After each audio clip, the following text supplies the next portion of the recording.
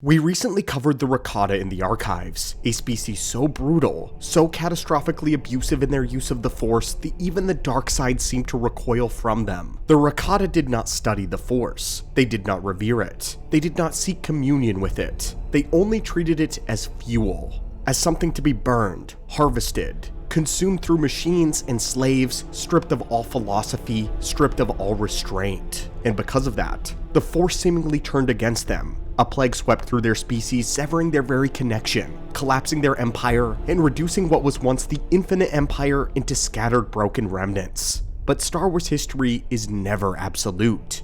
There are always outliers. And today, we are talking about what may be the most powerful Rakata to ever exist, a being who stood apart from his people, who did not merely exploit the Force, but respected it, feared it, and sought to master it on a deeper level than any other Rakata before him. Because of that respect, he was granted power far beyond his kind. By the end of this video, we will explore how this member of the Rakatan species became the last and the worst embodiment of them, how he earned the title of the Infernal One, how at the height of his power, he ruled with a council that included even Sith, meaning he may have been the first darkside figure in all of Star Wars history to assemble a ruling council partially comprised of the Sith themselves. And finally, how his return was so catastrophic, so dangerous to the balance of the galaxy, that both Sith and Jedi forces united to act against him, not as allies, but as rivals united by a shared realization. Today, my friends, we will be exploring Soa, the Predator,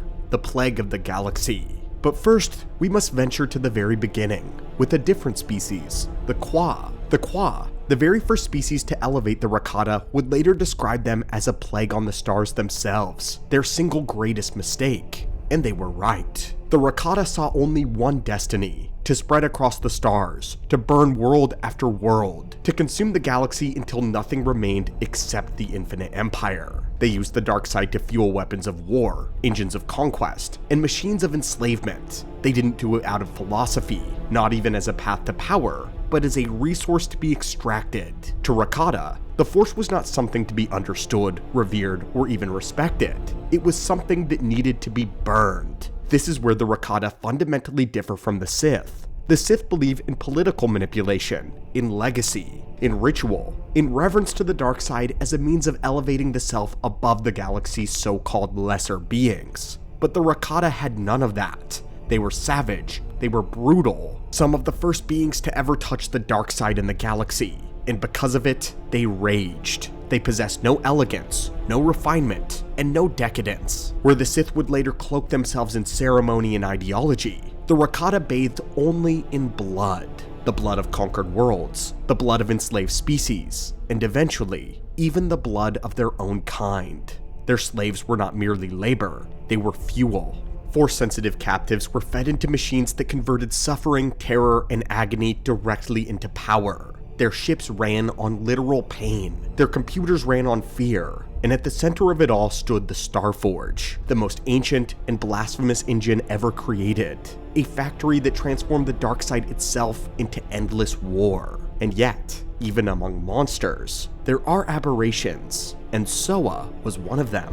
Within the Empire, Soa rose as what is known as a Predator, a Rakatan overlord entrusted with immense authority and control over vast territories of space. Beneath him served Force Hounds, hunters whose sole purpose it was to seek out worlds rich in the Force. Rakatan hyperdrives were primitive, incapable of navigating the galaxy freely. They could only lock onto planets that had an affinity with the Force, and Soa was chief among these trailblazers. Legend suggests that Soa conquered thousands of worlds, carving a path of annihilation across Force-rich systems, expanding the Empire farther than any of his peers. But unlike the other Predators, Soa did something strange. He lingered. Where others saw only fuel, Soa actually looked closer. The Force to him was more than gasoline for the engines of genocide. He studied it, he tested its limits, and as the Force often does, it responded, granting him power far beyond what his species typically wielded.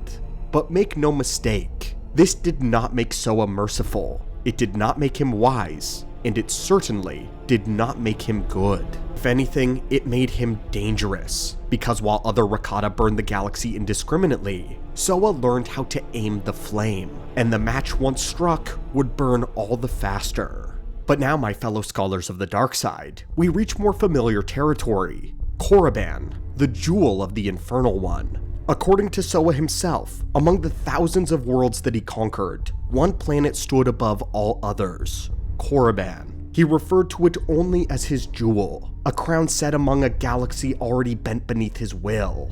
And this statement tells us something enormous in the lore. It means the Rakata did not merely discover Korriban, they didn't merely raid it, they actually conquered it. And not just any Rakata did. Soa conquered Korriban. For a time, the ancient Sith homeworld burned beneath the banner of the Infinite Empire, ruled not by a Sith king, but by a Rakatan overlord who understood the dark side well enough to recognize its value in others. Because the fall of the Rakata on Coraban is one of the most formative moments in all of Sith history. It defines them. The war that followed forced a single figure to rise above the fractured clans, a being by the name of King Adis, the warrior who united the Sith under a single banner and drove the Rakata from their world. No Rakatan name is ever explicitly recorded in Sith accounts of the war, but Soa names Coraban as his most prized conquest, and that strongly suggests the truth. It was Soa that was the tyrant who pushed the Sith to their breaking point.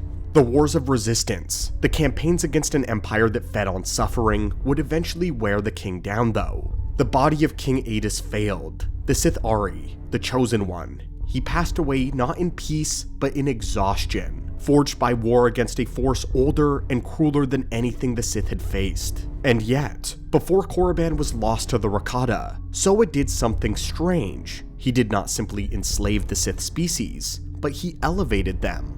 This is one of the most peculiar parts of the story. Soa formed what he would later call the Infernal Council, a governing body beneath him that included even Sith warriors and darkside adepts. This was not done out of respect, it was done out of recognition. Soa understood that the Sith did not merely use the dark side, they believed in it. They structured their lives around it, they worshipped it, and they sharpened themselves through it. And for Soa, it made them valuable. This is one of the most important distinctions between Soa and the rest of the Rakata. Most Rakata saw the dark side again only as fuel, but Soa saw it as a hierarchy. He saw it as the Sith would. He attempted to impose order around it, to learn from those who lived within it, to refine his own power through understanding. This is where Soa's journey becomes unsettlingly familiar. Not Rakata, not Sith, something in between. It was here on Coraban that Soa began experimenting with biological enhancement as well, crude precursors to what would later become Sith alchemy. It was not refined, but it was still unmistakably advanced. He was not a Junta Pal, he was not one of the 12 Dark Jedi, but he was early, dangerously early. And it is entirely possible that Soa kept Sith on his council not merely as rulers, but as teachers, which makes the final act all the more inevitable. Faced with extinction, King Adis united the Sith kings and war chiefs into a single fighting force, something no Sith ruler had ever achieved before. The clans rose together, not as rivals, but as a people. And at last, Coraban was reclaimed. Soa was driven from the world he prized above all others. The jewel was torn from his crown, and the loss of Coraban did not humble him, it merely marked him. Because from that moment forward, Soa was no longer merely a Rakatan conqueror, he was an exile. And exiles either fade, or they become something far worse. The Sith were the first to drive the Rakata from a world. That alone makes Coraban historic, and in the aftermath of the Sith's victory, the Sith did not just survive, but they took from the Empire as well. Rakatan starships fell into Sith hands, knowledge followed. Knowledge of interstellar travel once denied to them became possible. Even the earliest understanding of holocron construction appears to be traced back to this single era. Knowledge certainly filtered through Soa himself, offered not out of generosity, but strategy. Favor bought with secrets. And while the Rakata would dismiss the loss of Coraban as a temporary setback, the damage was already done. Because the Sith proved something that no slave species ever had before. The Rakata were not infinite, they were not immortal, and they could be hunted. Coraban became the first domino of many. Across the galaxy, cracks began to form, slave populations whispered, rebellions ignited. Worlds once cowed by terror began to test the limits of Rakatan control. The Infinite Empire still stood, vast, ancient, and terrifying. but it was no longer unquestionable. However, above every external threat, the Rakata identified one internal danger greater than all of the others: Soa himself. To the Rakata, Soa was no longer merely a predator. He was no longer a conqueror. He was an aberration. He ruled independently. He was assembling councils. He had elevated lesser beings. He studied the Force rather than burn it. And worse still, he was powerful enough to survive all of it. Whether the Rakata understood it or not, Soa was something more dangerous than rebellion. He was an evolution. It is never explicitly stated in surviving records that Soa's imprisonment marked the beginning of the Rakatan Civil War, but the timing is impossible to ignore. For the first time, Rakata turned against Rakata in a coordinated, deliberate act, not a purge of weakness, but the elimination of a rival. Soa may very well have been the first Rakata the Empire ever united to destroy. The irony is staggering. The Infinite Empire feared Soa would abandon Rakatan orthodoxy in pursuit of power, that he would seek deeper knowledge of the Force, that he would no longer be content to rule for the Empire, but instead desired to rule over it. And so, the Infinite Empire acted. The Rakata did not kill Soa though. They did something worse. They sealed him away. Soa was imprisoned on Belsavis, a world the Rakata had transformed into a planetary vault, a prison designed not for criminals, but for catastrophes. The planet housed ancient monsters, warlords, failed experiments, and beings so dangerous that annihilation was deemed too risky. Belsavis was not a tomb, it was a containment failure waiting.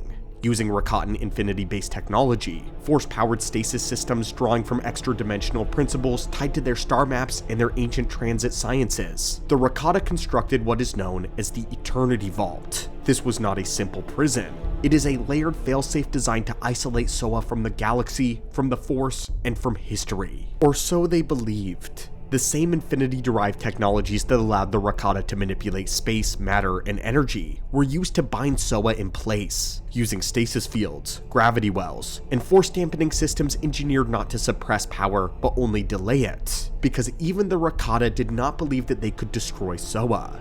And in doing that, they made a mistake that would echo across 20,000 years. Soa was successfully sealed away, this is true, but his connection to the Force was not dampened. It remained. While the rest of his species would later lose that connection entirely through plague and collapse, Soa remained untouched, frozen in time, preserved at the height of his power, waiting. The Rakata believed that they had prevented a catastrophe, but in reality, they simply postponed it. And with this single act, Rakata imprisoning Rakata, the Infinite Empire crossed the threshold from dominance into self-destruction. The Civil War followed. The plague followed. Lehon burned itself to ruin. But deep beneath Belsavis, the Infernal One waited. Quite ironically, the next phase of Soa's journey begins once again with his jewel, his once proud crown conquest, Coraban.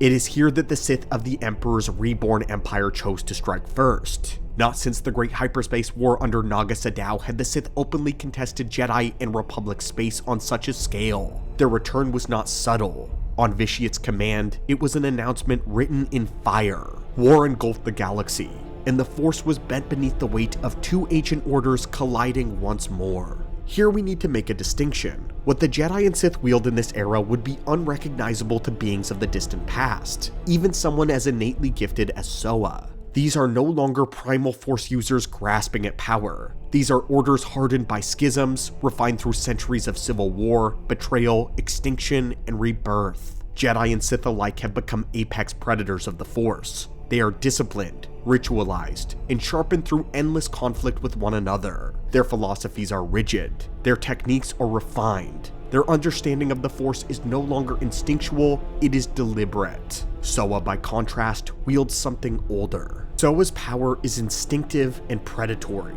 It is drawn from an age when the Force was not studied, but merely taken. Where the Sith channeled the dark side in doctrine and hierarchy, Soa embodies it as a force of only domination. He does not negotiate with it. He bends it, as his people once bent entire civilizations. And it is within this collision, this war between refined orders, that cracks the ancient seal holding Soa. as the Republic and the Sith Empire contest Belsavis, tearing open Rakatan vaults and prison complexes that were never meant to be disturbed. The last remnants of the Eternity Vault's containment system finally began to fail. The power reserves sustaining Soa's imprisonment, already strained by 20,000 years of entropy, fracture under bombardment, excavation, and time itself. The Infernal One awakens again. His presence does not creep back into the galaxy though, it erupts. Across the stars, the Jedi feel it as a scream, ancient, violent, alien. Sith Lords sense it as a pressure that does not bow, a will that does not submit to the Sith. A darkness that predates their empire and refuses to recognize it. There is no council convened, no treaty proposed, no alliance forged. But both sides know the same truth. Something has escaped that does not belong to either of them. The Jedi and Sith converge in the depths of the Eternity Vault, standing together not as allies but out of necessity, before an ancient evil that is stirred for the first time in 20,000 years. Soa, the Infernal One, the last true titan of the Rakata. Unlike the remnants of his species scattered across forgotten worlds, unlike the broken tribes that had long since lost the Force, Soa could still touch it. Whatever the Rakata plague stripped from his kind, it never claimed him. His connection endured, still raw, violent, unrefined, but very real. Against a lone Jedi Knight, Soa would have been overwhelming. His power was instinctive rather than studied, brutal rather than elegant. He fought like a living weapon, much in the way Grievous would later shatter Jedi expectation during the Clone War. No patience, no restraint, only forward momentum and annihilation. A single mistake would mean death. A moment's hesitation meant being crushed beneath telekinetic force, or torn apart by sheer physical dominance. Acolytes of the Sith fared no better. Many would have approached him with arrogance, believing that ancient meant obsolete. They would have learned, too late, that Soa was no relic, a being who had ruled worlds before the Sith ever had a language, before doctrine and before their hierarchy. Overconfidence would have been punished instantly. And yet, this was not a single duel. This is no test of dominance. What awaited Soa in the vault were two strike teams, comprised of Jedi Masters and Sith Lords alike, veterans of a galaxy-spanning war, honed against one another, tempered by constant conflict. These were not Force users discovering their power. They were specialists, killers, philosophers of violence. What unfolded within the Eternity Vault was not a defeat of an immortal god. It was the execution of a being who had fallen behind the evolution of the Force itself. Soa wielded power, but he did not serve the Force, nor did he understand its deeper structure as the Jedi and the Sith now did. He bent it, he consumed it, he dominated it, and for his era, that had been enough. But it was no longer enough. Blades clashed. Force energies tore through ancient stone. The vault trembled under the weight of power it had once been designed to contain. But in the end, Soa fell, not to some forgotten trick or an ancient weakness, but to the simple truth that the galaxy had moved beyond him. His defeat was final. Which blade struck the killing blow, Jedi or Sith, has been lost to history, perhaps even deliberately so. But what endured was a lesson. Soa had fled Coraban centuries earlier, driven off by King Adis and the United Sith not merely because he was defeated, but because somewhere in his dominance, he had glimpsed the future. He had seen a dark side that no longer revolved around the Rakatan chains and machines, but around a will. King Adis was that evolution. And Soa, the greatest of his kind, was a final warning. What I love about Soa is that he really is a Rakatan outlier. He's the Predator who didn't just treat the Force like gasoline. He actually paused long enough to look at it, to feel it, to push it farther than his people ever bothered to. And because of that, he was almost certainly one of their most powerful examples, if not the most powerful one. That's what makes this story great, because by the end, Star Wars makes something very clear. There are levels to this game. The Sith don't just use the dark side, they believe in it. They believe it elevated them cosmically, that it justified their rule, that because they could touch the Force, they deserved to decide the fate of everyone who could not. That belief, twisted as it was, would push them deeper. It forced them to study, to refine, and to master the dark side in ways the Rakata never attempted. The Rakata never studied.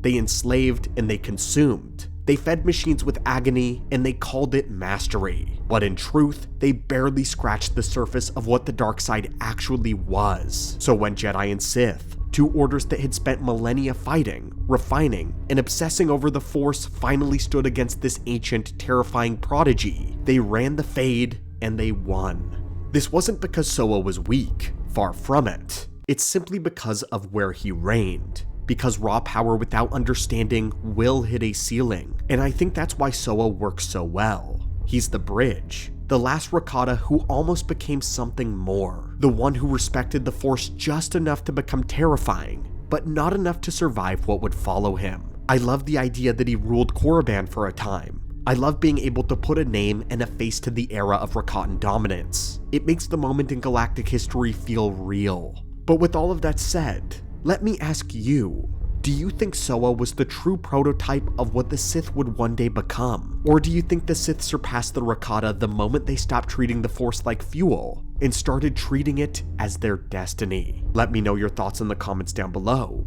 If you enjoyed this deep dive, make sure to like the video, subscribe to the channel, and check out the full Rakata breakdown if you haven't already. And until next time, as the Rakata would say, may the Force serve you, not consume you.